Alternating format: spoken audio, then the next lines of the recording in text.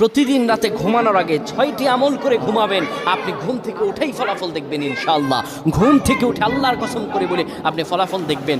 ঘুমাবেন আপনি গুনার বোঝা নিয়ে, ঘুম থেকে উঠে আপনি নিষ্পাপ হয়ে যাবেন ইনশাআল্লাহ, কোনো গুনাহ থাকবে না। যদি প্রতিদিন আপনি ঘুমানোর সময় এই 6টি আমল করে যেতে পারেন, 3বার করে করবেন।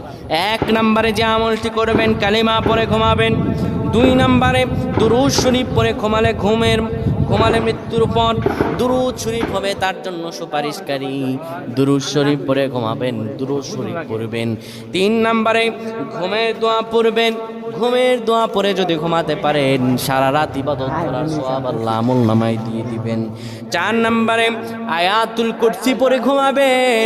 আয়াতুল কুরসি পড়ে কেউ যদি ঘুমায়, ফেরেশতারা তাকে সারা রাত পাহারা দেয়। ফেরেশতারা তাকে সারা রাত পাহারা দেয়।